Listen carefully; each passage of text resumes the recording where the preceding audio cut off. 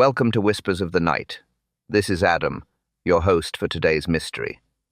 Before we begin this episode, I just want to thank you all for the love and support. Trust me, writing these stories feels like sharing a piece of my imagination with friends who truly understand it. And your comments, your kindness, they mean more than you know. If you enjoy this story, please give it a like and share it with fellow mystery lovers. Before we start, tell me where you're tuning in from. Let me know in the comments. Now, pour yourself a cup of coffee. Stay curious, and let's get started. The Tango Murder. Chapter 1. The Golden Tango. I confess that when I first suggested to my old friend Hercule Poirot that he might enjoy a visit to Buenos Aires, I had not anticipated the particular circumstances that would make his stay so memorable. At the time, absorbed as I was in the management of my cattle ranch in the Argentine Pampas, it seemed natural enough to invite him to experience the vibrant culture of this remarkable city. How little did I know that within 48 hours of his arrival, we would be confronted with a mystery as complex and deadly as any we had encountered in our long association. It was the evening of March 15th, 1938, when Poirot and I made our way through the elegant portals of the Salon Dorado, Buenos Aires's most celebrated Tango Hall. The establishment occupied a magnificent Belle Epoque building in the fashionable Recoleta district, its facade adorned with carved cherubs and gilded cornices that gleamed beneath the electric street lamps. Inside, the atmosphere was one of refined opulence. Crystal chandeliers cast dancing shadows across polished marble floors, while the scent of expensive perfume mingled with the aroma of fine wine and Argentine cigars. "Mon ami," observed Poirot as we paused in the ornate foyer, "this is indeed a temple to the passions, is it not?" His keen green eyes surveyed the scene with that peculiar intensity I had learned to recognize over the years. Even in evening dress, impeccably tailored naturally, he maintained his characteristic precision. His moustaches had been waxed to perfection, and he carried himself with the dignity of a man attending a royal reception rather than a mere social gathering. "I say Poirot," I replied, adjusting my white tie. "You must admit the setting is rather magnificent. Buenos Aires society certainly knows how to entertain." The gala that evening was in aid of European refugees, a cause that had attracted the cream of the expatriate community. As we entered the main salon, I was struck by the cosmopolitan nature of the gathering. Here was a microcosm of Europe transplanted to the Rio de la Plata. Elegant ladies in Worth gowns conversed in French, German, and English, while distinguished gentlemen discussed business and politics in the measured tones of the international set. Our hostess for the evening materialized before us with the grace of a seasoned diplomat. Mrs. Victoria Peaton was a handsome woman of perhaps 55, possessed of that particular brand of British dignity that travels well. Her silver hair was arranged in the latest fashion, and her dark blue velvet gown was cut with a sophistication that spoke of Parisian couture. Diamond earrings caught the light as she extended a gloved hand to Poirot. "Miss Poirot," she said in cultured tones, "what an absolute pleasure to welcome you to Buenos Aires. Captain Hastings has told me so much about your remarkable abilities." Poirot executed one of his precise little bows.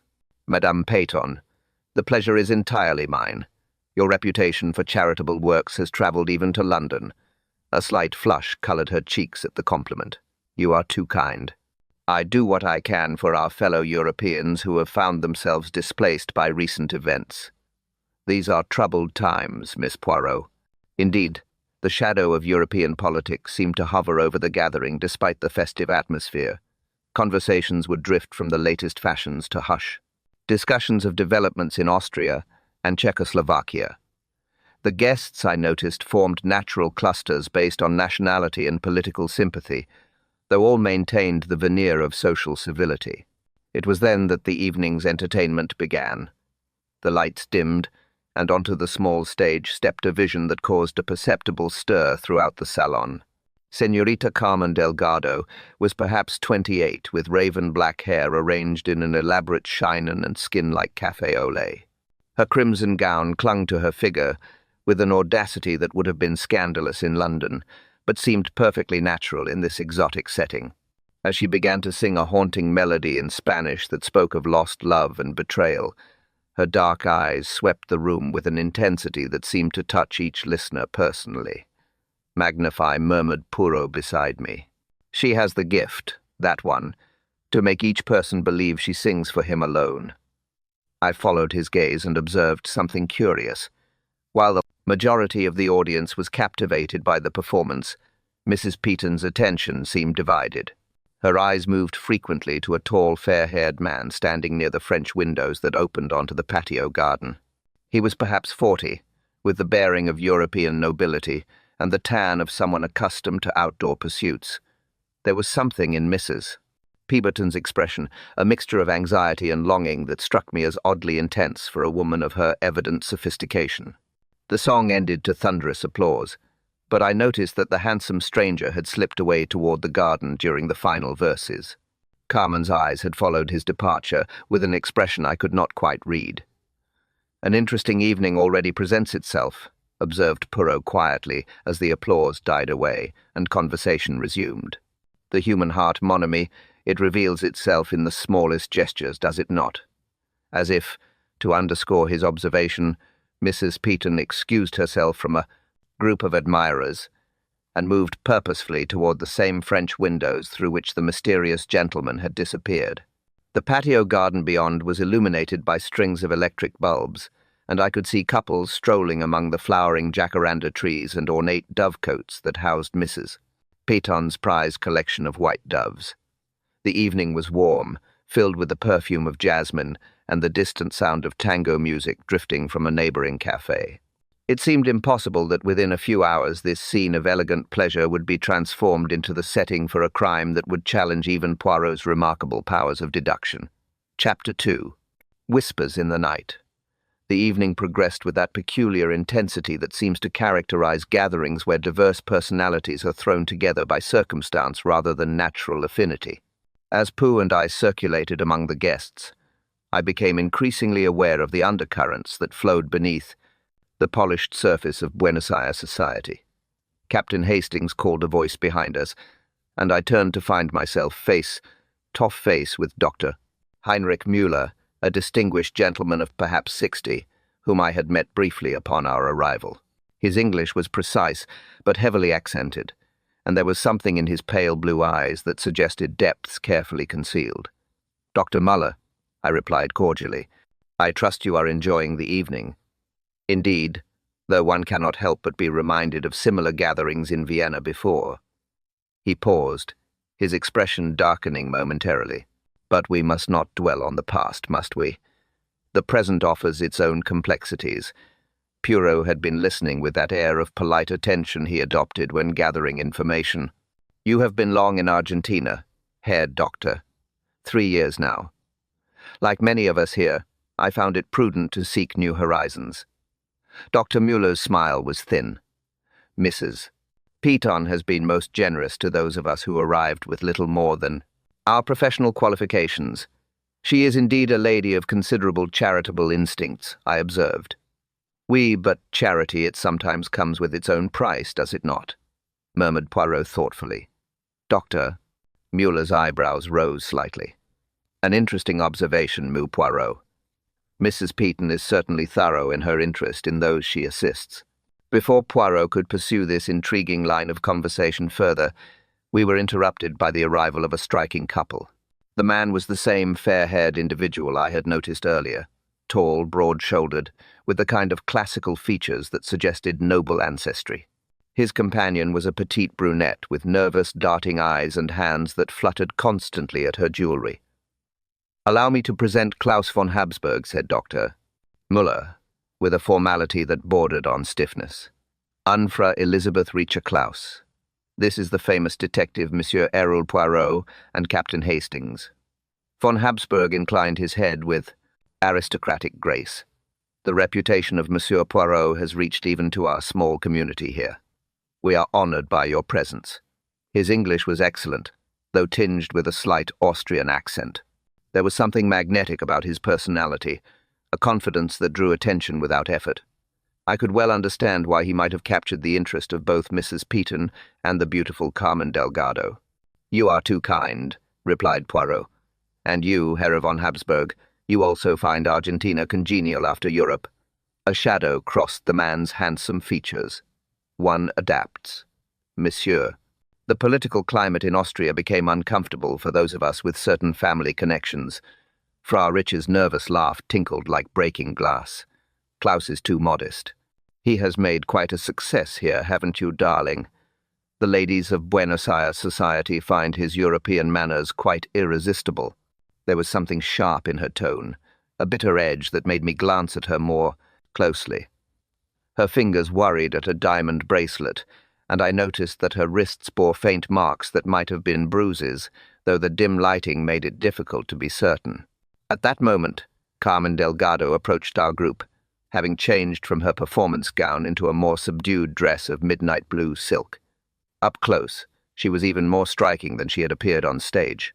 Her features were perfectly sculpted, and her dark eyes held an intelligence that belied any assumption that her talents were purely decorative. "Klaus," she said softly, her voice carrying just the faintest tremor. "I hoped we might speak privately." Von Habsburg's jaw tightened almost imperceptibly. "Of course, Carmen. Perhaps later, when the evening is less occupied." "Later may be too late," she replied, her gaze holding his, with an intensity that made the rest of our little group seem to fade into insignificant.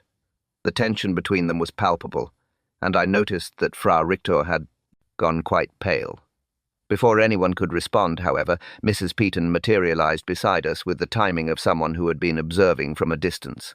"Carmen, my dear," she said with a brightness that seemed forced. "What a magnificent performance. You quite transported us all." "You are very kind, Victoria." Carmen's smile was polite, but distant. "I was just telling Miss Poirot about your remarkable journey from the provincial theatres to Buenos Aires society," Mrs. Peaton continued, her tone carrying subtle undertones that made me uncomfortable. Such an inspiring story of transformation. Carmen's dark eyes flashed, and for a moment I thought she might make some cutting reply. Instead, she merely inclined her head gracefully. "We all reinvent ourselves when necessary. Do we not, Victoria? Some of us are simply more honest about it." The conversation had taken on the quality of a fencing match with thrusts and parries couched in the language of social pleasantries.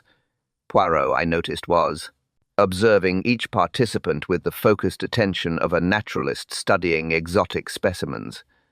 As if sensing the need for a change of subject, Dr. Miller cleared his throat. "The political situation in Europe grows more troubling each day. One wonders what the future holds." "Indeed," agreed von Habsburg, though his eyes remained fixed on Carmen.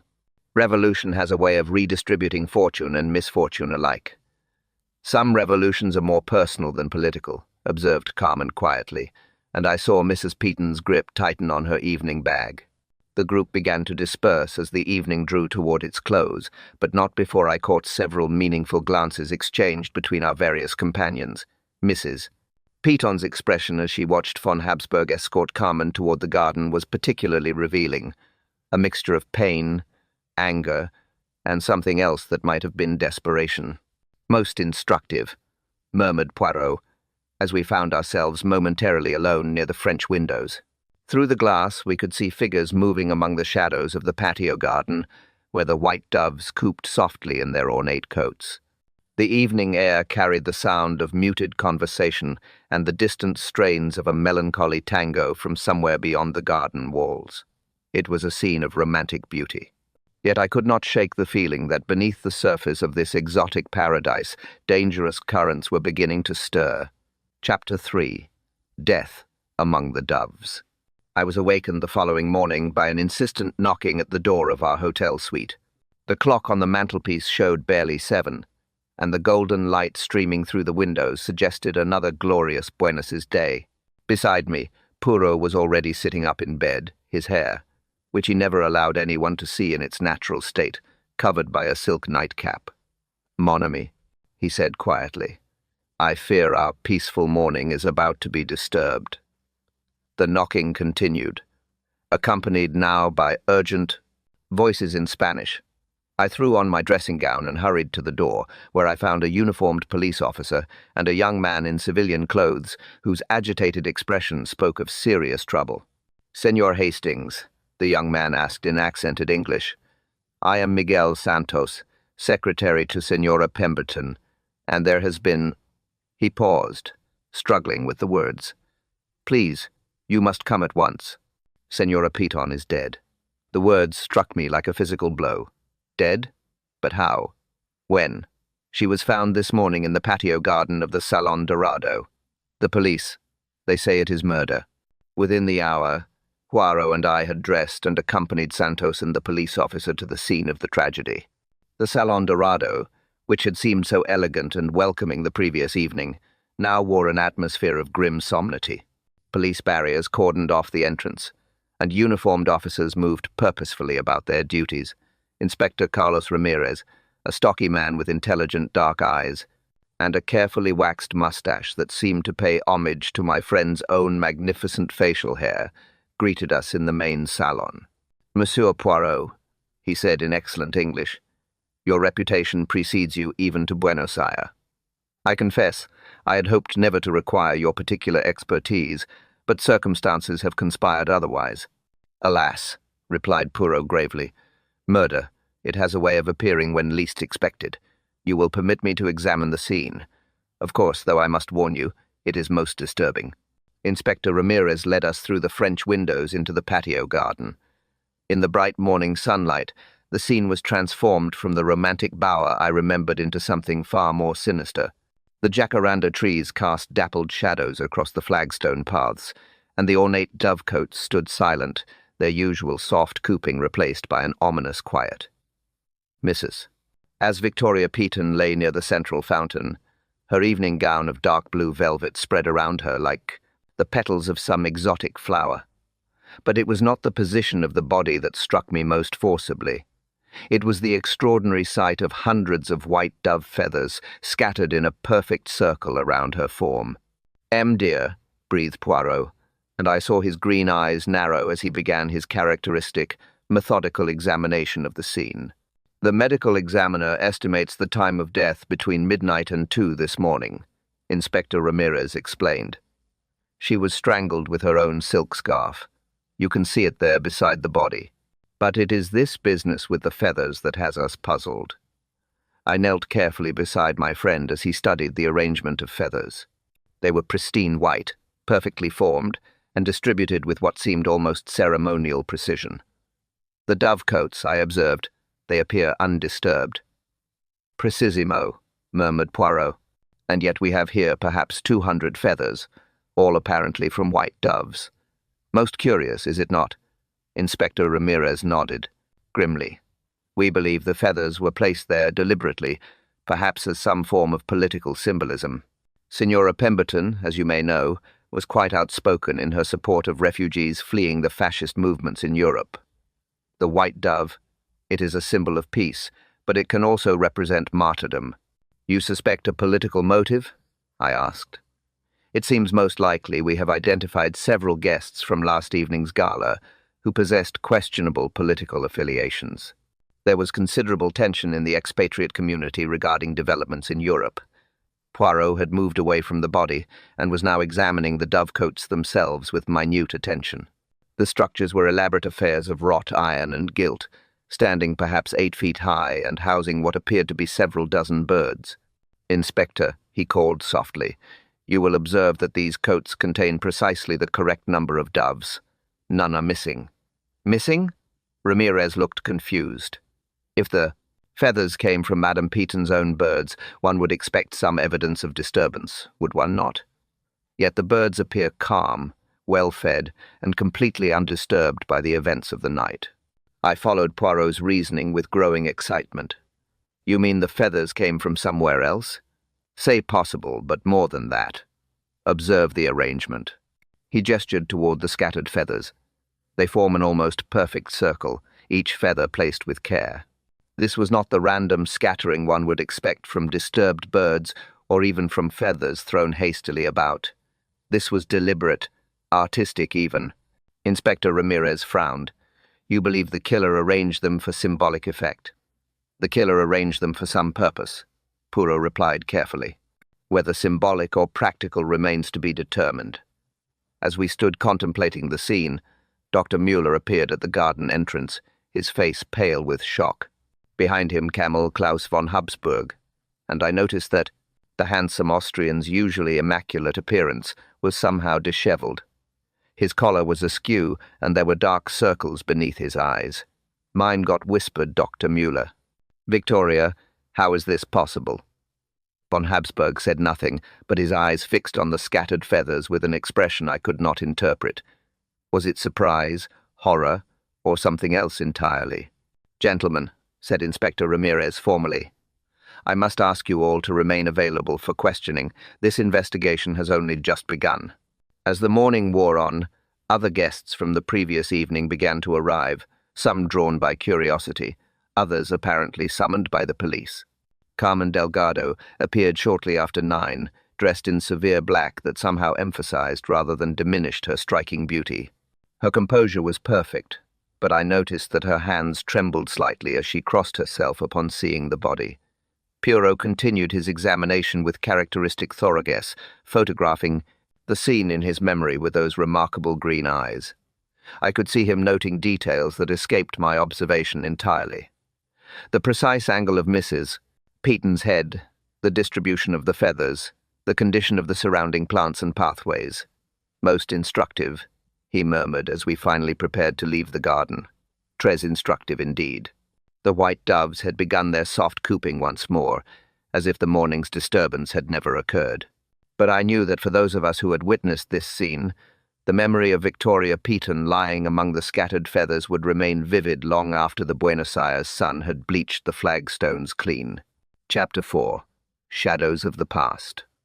By noon, Inspector Ramirez had established a temporary headquarters in one of the smaller salons of the Salon Dorado, and it was there that Poirot and I found ourselves listening to the inspector's preliminary findings.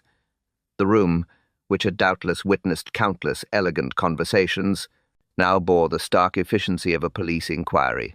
Chairs arranged in formal rows, a desk covered with official papers, and the unmistakable atmosphere of serious business.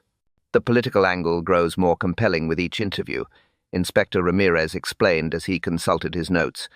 "We have learned that Senora Peaton was not merely a patron of refugee causes. She was actively involved in facilitating the escape of certain individuals from Nazi-occupied territories." "Ah," murmured Poirot. "So she was more than the charitable lady of society she appeared. Indeed, according to our contacts in the intelligence services, she had been working quietly with British and American networks to establish safe passages for academics, artists, and political dissident. This work made her a target for those who opposed such activities. I found myself impressed despite the grim circumstances. She was braver than I realized. Courage, yes, agreed the inspector, but also dangerous knowledge. Such work necessarily involves contact with unsavory elements on both sides of the political divide. Money changes hands, false documents are prepared, secrets are traded. It is a world where murder is often the price of betrayal." Pooh had been listening with that peculiar stillness that indicated his complete attention.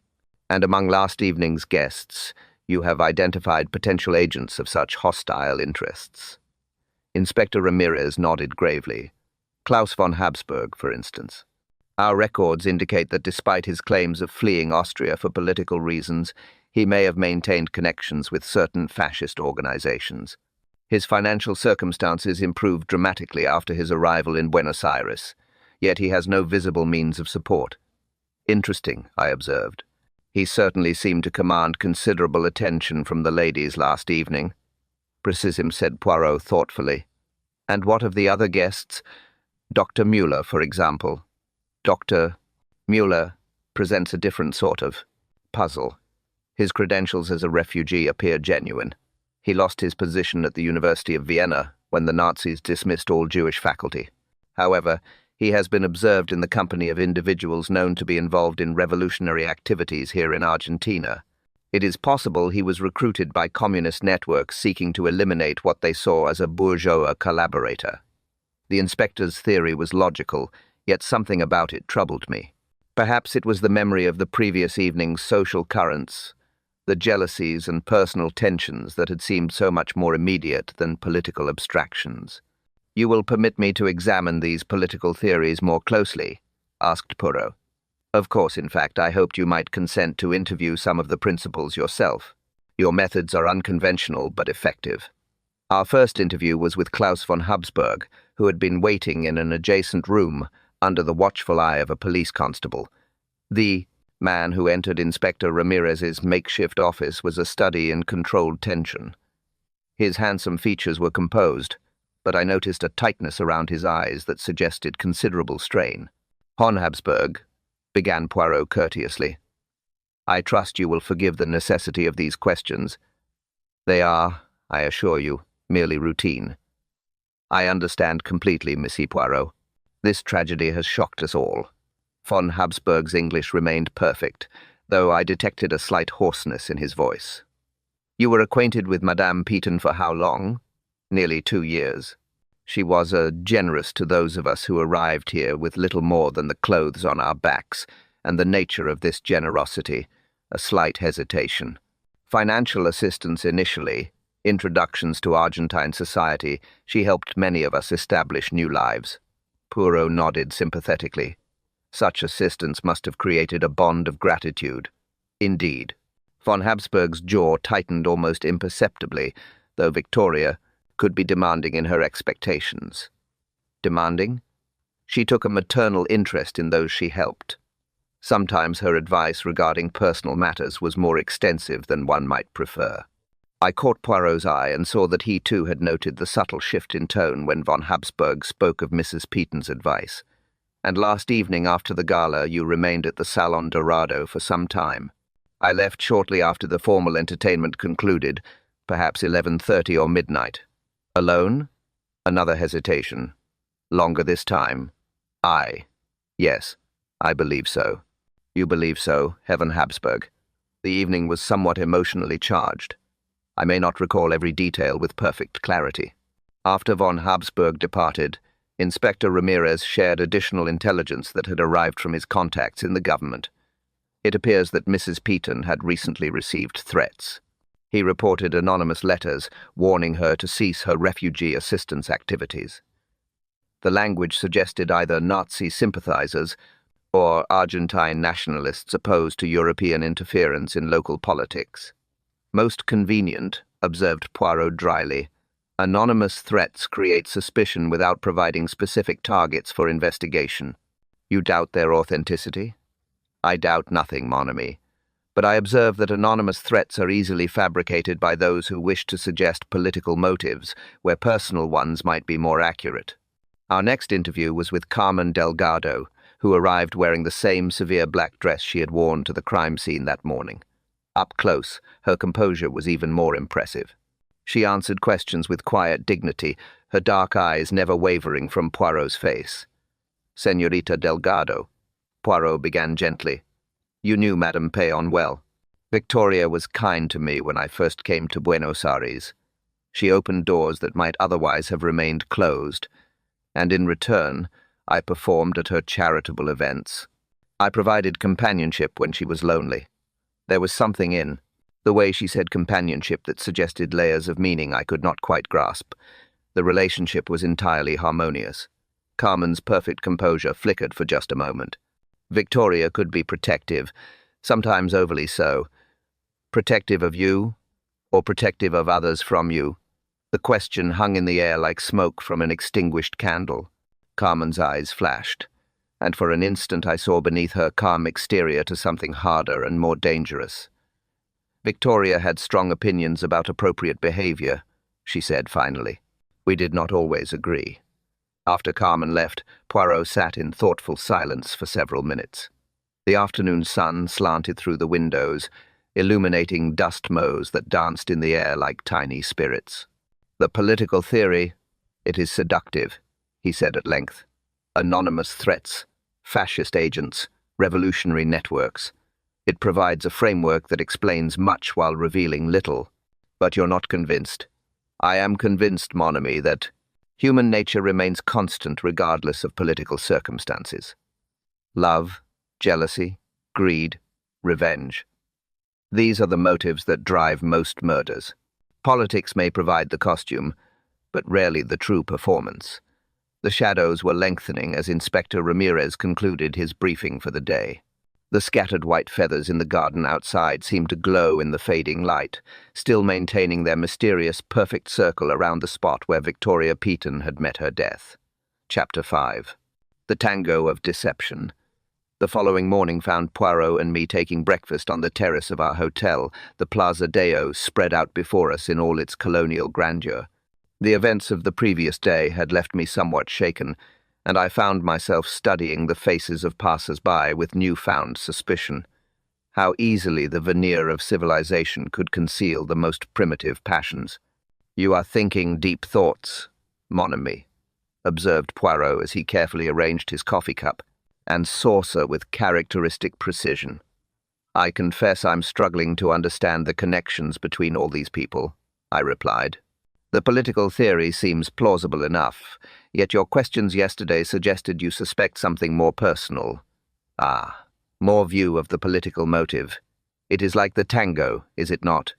All dramatic gestures and passionate poses designed to capture the attention and distract from the true steps being performed." Before I could respond to this cryptic observation, we were interrupted by the arrival of Miguel Santos, Mrs. Peaton's secretary, who approached our table with evident agitation. "Senor Poirot, Senor Hastings," he said breathlessly. "Forgive the intrusion, but I must speak with you. There are things about Senora Peaton that the police do not understand. Things that may be important to finding her killer." Poirot gestured to an empty chair. "Please sit. You will take coffee." Santos shook his head nervously. "I have worked for Senora Peaton for 18 months. In that time, I have seen much of charitable work with the refugees. It was genuine, but it was not her only passion." "Continue," prompted Poirot gently. "She was a woman of strong emotions, Senor Poirot. Despite her age and position, she felt things very deeply, especially regarding matters of the heart." I leaned forward with interest. "You mean she was romantically inclined?" Santos nodded reluctantly. "There was a gentleman, Senor von Habsburg. At first I thought it was merely the usual kindness she showed to refugees, but as time passed her interest became more personal." "And was this interest reciprocated?" asked Poirot. "That is the complicated part. Senor von Habsburg was always polite, always grateful, but his attention seemed divided. There were others who claimed his interest. Senorita Delgado, perhaps." Santos's expression darkened. "That one is trouble, senor. She came to Buenos Aires 2 years ago with nothing. No family, no references, just beauty and ambition. Senora Peaton helped her as she helped all of us but Carmen. She repaid kindness with treachery." The young man's bitterness was evident, and I found myself wondering about his own feelings toward his late employer. "In what way treachery?" inquired Poirot. "She seduced men who were already under Senora Peaton's protection. First there was Dr. Mueller, a brief affair that ended badly. Then she set her sights on Senor von Habsburg and succeeded." "I believe so." "Yes. But Senora Peaton, she was not a woman to accept defeat easily. In recent weeks, she had been investigating Carmen's background." Poirot's eyes sharpened with interest. "Investigating." She hired private investigators in Argentina and Europe. She was convinced that Carmen was not what she seemed, that her real name, her history, her entire identity was fabricated. This was indeed intriguing. "And did these investigations bear fruit?" Santos glanced around nervously before answering. 3 days ago, Senora Peaton received a telegram from her investigator in Paris. She was very excited, very triumphant. She said she now had the power to expose that little fraud for what she truly is. "Did she reveal the contents of this telegram?" "Not to me. But she did say that Carmen's past would make fascinating reading for Buenos Aires society, and that certain gentlemen would be most interested to learn they had been deceived." After Santos departed, promising to retrieve any relevant correspondence from Mrs. Peaton's private papers, Poirot and I walked slowly through the bustling streets toward the Salon Dorado. The morning air was filled with the sounds of the waking city, horse-drawn carriages, automobile horns, and the musical cadences of Argentine Spanish. "The plot thickens considerably," observed Poirot. "We now have a triangle of passion complicated by secrets from the past." "But surely this supports the political theory," I suggested. "If von Habsburg was indeed a fascist agent, and Mrs. Peyton discovered this through her investigations. Possible. Monamy. But consider, why would a political assassin go to such elaborate lengths with the dove feathers? Such staging suggests personal drama rather than professional efficiency." We found Inspector Ramirez at the Salon Dorado, interviewing Dr. Muller in the same room where we had questioned the other suspects the previous day. Through the open door, I could hear the doctor's precise German accent responding to questions about his whereabouts on the night of the murder. I retired to my apartment at approximately 11:15. "Doctor," Muller was saying, "my landlady can confirm that I was there by midnight as she heard me practicing piano, a habit that sometimes disturbs the other tenants." When the interview concluded, Doctor, Muller emerged, looking haggarded and considerably older than his years. Poirot approached him with characteristic courtesy. "Herr Doctor, you will forgive my presumption, but you appear distressed beyond what these routine questions might warrant." "Doctor," Muller's pale eyes fixed on Poirot with something approaching desperation. "Monsieur, you are a man of the world. You understand that the past can cast long shadows into the present?" "Indeed, I do. Victoria Peyton was a good woman, but she was also, unforgiving of what she perceived as betrayal. There are some of us who had reasons to fear her disapproval, reasons connected to Senorita Delgado, perhaps." Dr. Muller's face flushed. "Carmen is a beautiful woman, and I am a lonely man. I allowed myself to hope for something that was inappropriate to my circumstances. Victoria discovered this and made her displeasure clear." "She threatened you?" "She threatened to withdraw her support for my medical practice in Buenos Aires. Without connections, without the proper introductions, I would have been ruined." "And so you ended the relationship with Senorita Delgado?" "I tried to, but Carmen, she's not easily dismissed. She said she understood my position, but her eyes—" He shuddered. There was something in her eyes that suggested our connection was not as finished as I had hoped. As Dr. Muller departed, I found myself increasingly convinced that the web of relationships surrounding Mrs. Peyton was far more complex than any simple political assassination could explain. Yet the scattered white feathers continued to haunt my imagination.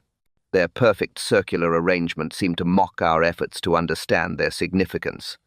The afternoon brought news from Inspector Ramirez's contacts in the intelligence services.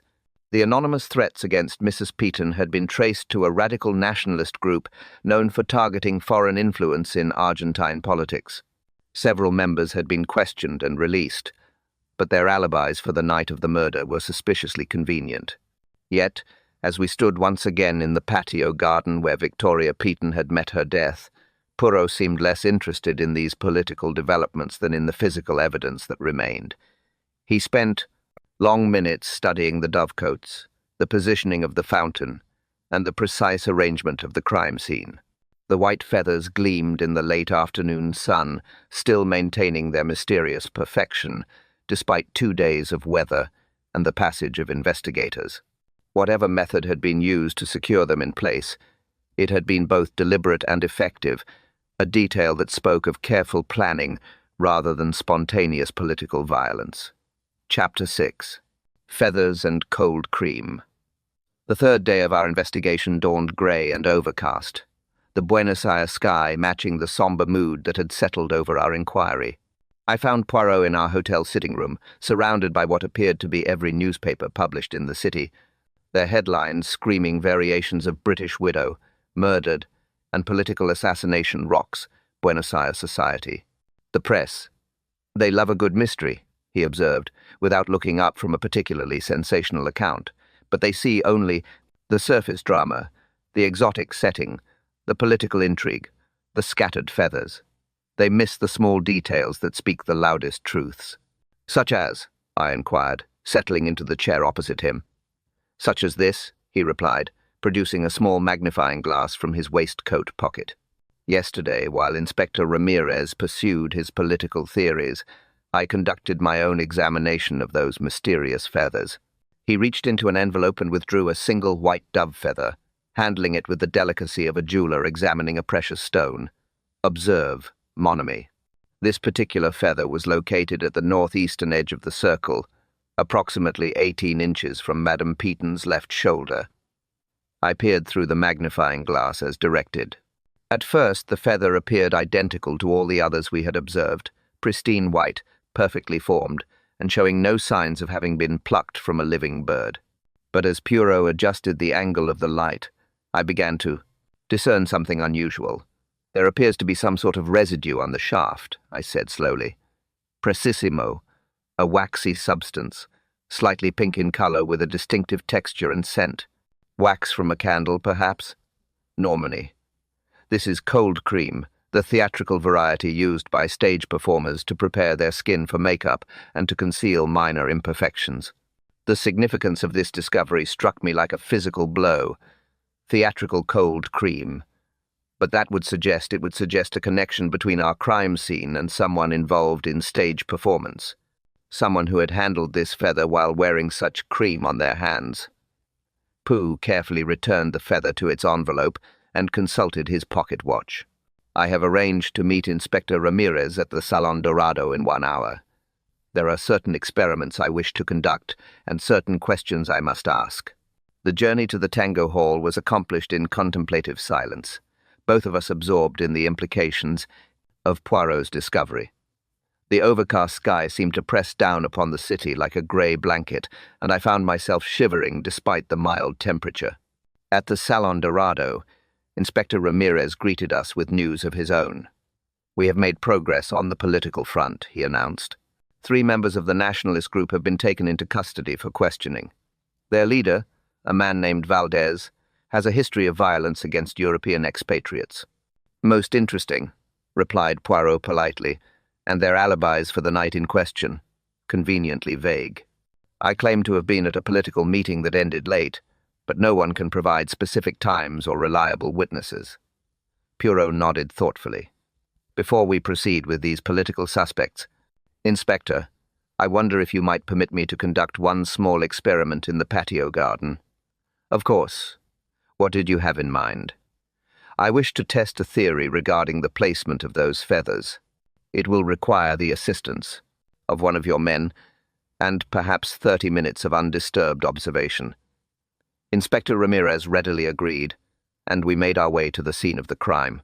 The garden appeared unchanged since our last visit, the dove feathers still maintaining their perfect circular arrangement, the dovecotes standing serene and undisturbed. Poirot directed the police constable to scatter a handful of ordinary chicken feathers within the existing circle. The contrast was immediately apparent, where Mrs. Peaton's mysterious feathers remained precisely in place despite 2 days of weather. The newly scattered ones shifted and moved with every slight breeze. "You see," observed Poirot, "the original feathers were not merely scattered. They were secured in position by some adhesive substance." He knelt beside one of the existing feathers and gently probed its base with a small penknife. After a moment of careful work, he looked up with satisfaction.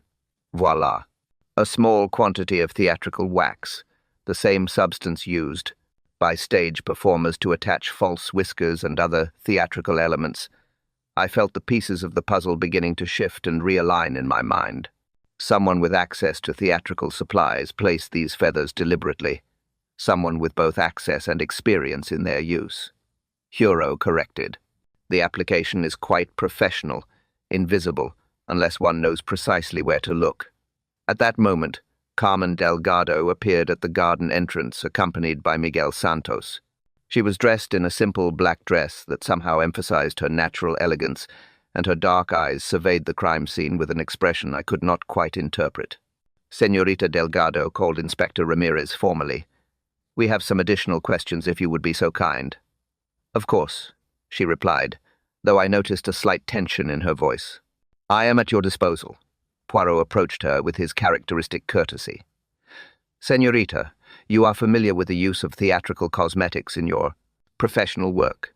Naturally, stage lighting requires special preparation, Cold creams, powders, various adhesives, costume elements, and you would have such supplies in your dressing room here at the Salon Dorado. A pause, almost imperceptible but unmistakably present. Yes, I maintain a fully equipped dressing room for my performances, including perhaps theatrical wax for securing costume elements. Carmen's composure flickered for just a moment like a candle flame disturbed by an unexpected breeze. Yes, such things are standard equipment. Most interesting, murmured Poirot. And on the night of the gala, you mentioned leaving early due to personal distress. Could you be more specific about the nature of this distress? Now the pause was longer, more pronounced.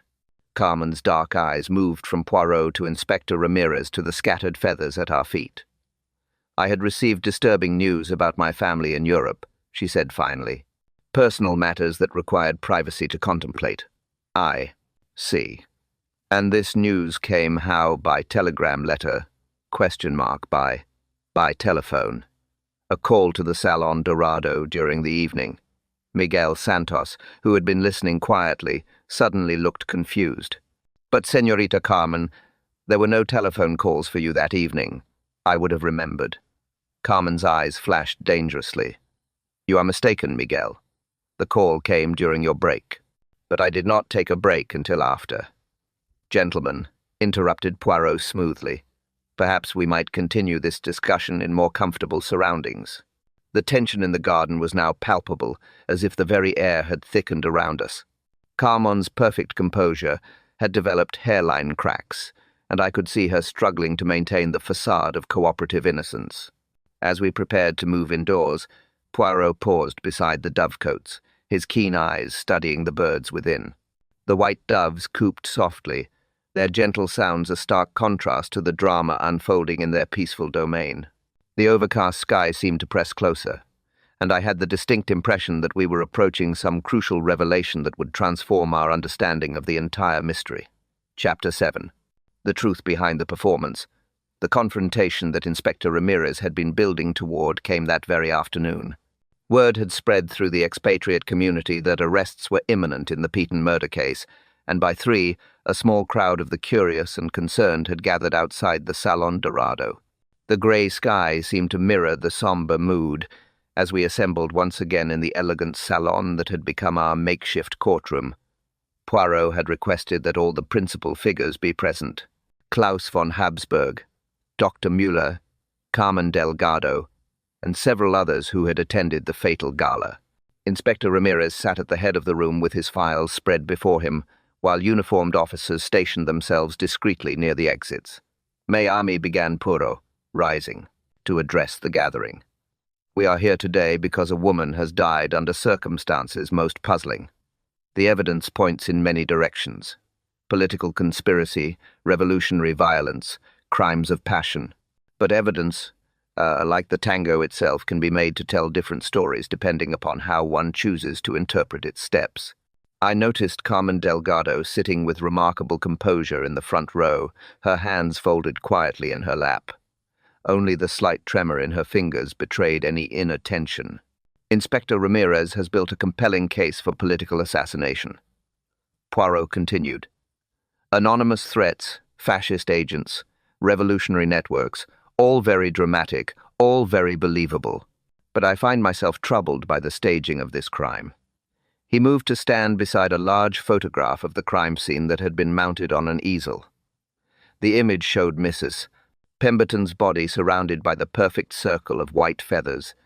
These feathers, they tell us much. First, they did not come from the doves housed here at the Salon Dorado. Those birds remain undisturbed and unharmed. Second, they were placed with theatrical precision, each one secured in position with professional-grade adhesive. Third, and most significantly, one of these feathers bears traces of theatrical cold cream. A murmur ran through the assembled group. Klaus von Habsburg leaned forward slightly, his eyes fixed on Poirot with an intensity that seemed almost predatory. The cold cream, it creates a link, Poirot continued.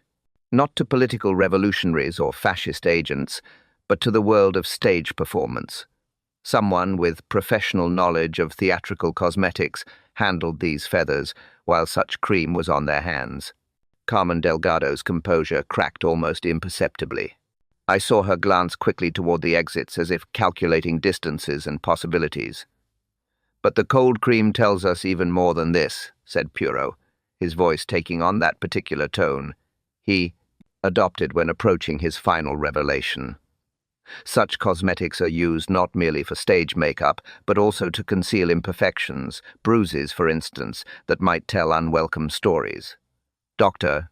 Mueller shifted uncomfortably in his seat, while von Habsburg's handsome features remained a mask of polite attention. "Let us consider the relationships involved," Poirot continued.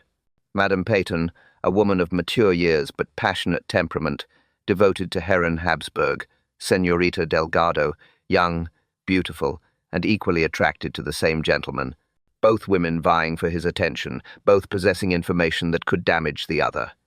Inspector Ramirez nodded approvingly. The classic triangle of passion. Oui, but with complications. Madame Peyton had discovered disturbing facts about Senorita Delgado's past.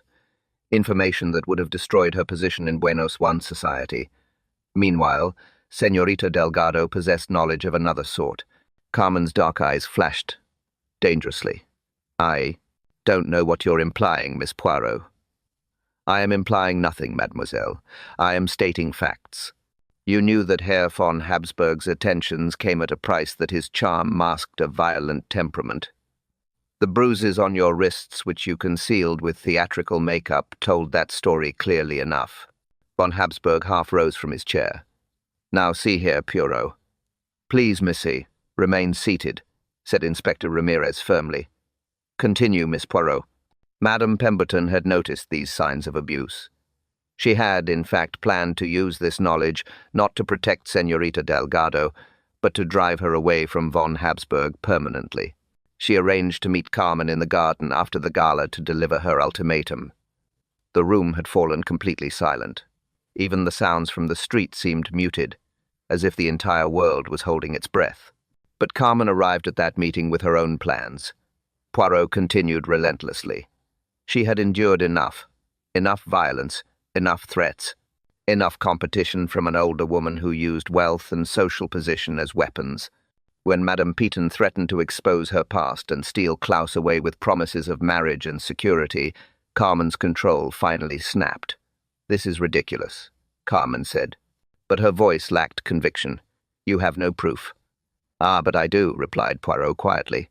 "The feathers were your mistake, mademoiselle. You scattered them to suggest political symbolism, to create the impression of revolutionary assassination, but you used your professional supplies to secure them in place. The same theatrical wax and cold cream that you used to conceal the evidence of von Habsburg's brutality." Carmen's facade crumbled like a house of cards in a sudden wind. Her shoulders sagged, and for the first time since I had met her, she looked not like a glamorous performer, but like a frightened woman backed into a corner. She was going to destroy everything, Carmen whispered so quietly that we had to strain to hear. "My career, my reputation, my chance for happiness." She said Luz would marry her, that I was nothing but a common little chorus girl who deserved whatever treatment I received. "So you killed her," stated Inspector Ramirez. Carmen's laugh was bitter as winter rain. "I defended myself when she began to scream at me, to threaten me with public humiliation. Something inside me broke. I never meant for it to happen. My hands were around her throat before I realized what I was doing." The confession hung in the air like smoke from an extinguished candle. Several people in the room seemed to exhale simultaneously, as if they had been holding their breath without realizing it, and the feathers prompted Poirot gently. I remembered reading about political assassinations in Europe, bodies found with symbolic messages. I thought if I could make it appear political, no one would look too closely at personal motives. I had the supplies in my dressing room. Her voice trailed off as the full weight of her situation became apparent. Inspector Ramirez nodded to his officers, who moved quietly to flank Carmen's chair.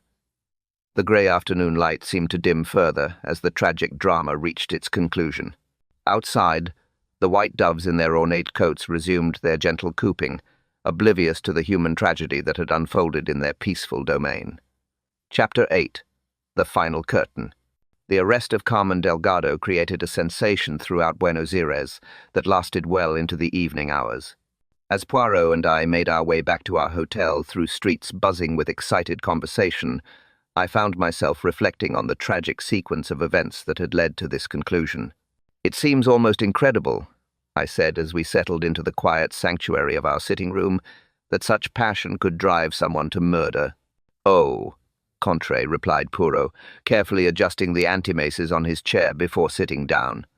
"What is incredible is not the passion itself, but the elaborate deception that followed. Carmen Delgado was not merely a woman driven to violence. She was an artist who created a masterpiece of misdirection. The evening newspapers had already begun printing special editions with headlines proclaiming the solution to the Tango Hall murder. From our window, I could see vendors on the street corners waving the papers enthusiastically, their voices carrying fragments of the story up to our rooms. Inspector Ramirez joined us shortly after 9, looking simultaneously satisfied and troubled. He had spent the afternoon processing Carmen's formal confession and coordinating with various government departments to close the political aspects of the investigation. "She has admitted everything," he reported, settling wearily into the remaining chair. "The murder, the staging with the feathers, even her real identity. Her name is not Carmen Delgado. It is Maria Santos. And she was indeed a chorus girl from a third-rate theater in Rosario before she reinvented herself for Buenos Aires society. And the threats against Mrs. Peaton, I asked, fabricated entirely. Carmen wrote them herself to support the political theory. She is quite intelligent. She understood that the more complex and mysterious the crime appeared, the less likely anyone would be to examine the simple, personal motives." Poirot nodded thoughtfully. "The human mind, it prefers the elaborate conspiracy to the simple truth. She counted upon this weakness in our reasoning. What I find most disturbing," continued Inspector Ramirez, "is the cold calculation behind her actions. After strangling Mrs. Peaton in what she claims was a moment of passion, she had sufficient presence of mind to return to her dressing room, gather the necessary supplies, and create that elaborate tableau with the feathers that suggests remarkable self-control for someone supposedly acting in the heat of emotion." Prem agreed. "Poirot, which brings us to the most troubling aspect of this entire affair, the role of Klaus von Habsburg." I looked up sharply. Surely he wasn't involved in the actual murder. "No, but his treatment of both women created the conditions that made murder almost inevitable. A man who uses his charm to manipulate vulnerable women, who employs violence to maintain control, bears responsibility for the consequences of his actions." Inspector Ramirez consulted his notes. "Von Habsburg has admitted to the relationship with Carmen and to what he terms occasional physical correction. He claims Mrs. Peaton knew nothing of this, but Carmen's confession tells a different story. Apparently, Mrs. Peaton had witnessed one of these corrections and planned to use the knowledge against Carmen. The implications were deeply unsettling. Victoria Peaton, whom I had admired as a charitable woman devoted to helping refugees, had been prepared to use another woman's victimization as a weapon in their romantic rivalry. So she was not the innocent victim we initially supposed, I observed. "In murder, mon ami, there are rarely any truly innocent parties," replied Poirot sadly. "Each person brings their own guilt, their own secrets, their own capacity for both good and evil." As the evening progressed, Inspector Ramirez shared additional details from Carmen's confession. The confrontation in the garden had begun, as Mrs. Peaton expected, with threats to expose Carmen's true identity and her history as Klaus von Habsburg's victim. But when Mrs. Peaton suggested that Carmen deserved whatever treatment she received, and that she would ensure Klaus married her instead, Carmen's carefully maintained self-control had finally shattered. She strangled her with a silk scarf during what appears to have been a brief but violent struggle, Inspector Ramirez explained. Then, realizing what she had done, she spent nearly an hour creating the false crime scene. She returned to her dressing room, gathered the dove feathers she had been saving for a special performance, and used her theatrical supplies to arrange them around the body. "The performance of her life," I murmured. "Indeed, and it might have succeeded, if not for that single feather contaminated with cold cream. Such a small detail, to bring down such an elaborate deception. The next morning brought news that Klaus von Habsburg had departed Buenos Aires on the first available ship bound for Europe. Inspector Ramirez had questioned him extensively, but found no evidence of direct involvement in the murder itself. His crime was of a different nature, the systematic abuse of women who depended upon his protection. He will surface again somewhere else, Poirot observed as we read the shipping reports in the morning paper. Such men always do. They find new victims, create new websy and control. Dr. Murr, by contrast, had remained in the city and resumed his medical practice. Miguel Santos had found new employment with another wealthy expatriate family. The other guests from that fatal gala had gradually returned to their normal routines, though the shadow of the events would undoubtedly linger in their memories. Carmen Delgado, or Maria Santos as she was now known, awaited trial in the women's prison, where she had reportedly returned to her real name and abandoned the theatrical persona that had served her so well. Inspector Ramirez mentioned that she seemed almost relieved to have shed the elaborate fiction of her Buenos Aires identity. As Poirot and I prepared for our own departure from Buenos Aires, I found myself drawn once more to the Salon Dorado. The patio garden had been restored to its original beauty, the flagstones cleaned, the dove feathers removed, and the fountain flowing peacefully once again. The white doves cooed softly in their ornate coats, their gentle sounds a reminder that life continued despite the human tragedies played out beneath their roost. It was a performance worthy of the stage, Poirot reflected as we stood where Victoria Peaton had met her death. Carmen understood that the most effective lies are those that contain elements of truth. Political tensions were real, personal rivalries existed, and human passions ran high. She simply choreographed these elements into a dance that led away from her own guilt. The late afternoon sun slanted through the jacaranda trees, casting the same dappled shadows I remembered from that first evening when the garden had seemed a place of romance and possibility. Now I understood how easily beauty could conceal danger, how passion could masquerade as politics, and how the most deadly performances were often those played out in real life rather than upon the stage. The Buenos Aires adventure had ended, but its lessons about the complexity of human nature would remain with us long after we returned to the familiar streets of London, where even the most ordinary mysteries seemed simple by comparison to the elaborate tango of deception we had witnessed among the scattered white feathers of the Salon Dorado. Thank you so much for joining us for today's mystery. If you enjoyed this mystery, please subscribe for more detective tales and share it with fellow lovers of intrigue. You can also join our membership to enjoy ad-free episodes. The link is in the description.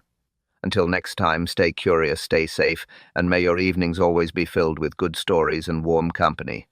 This is Adam signing off from Whispers of the Night.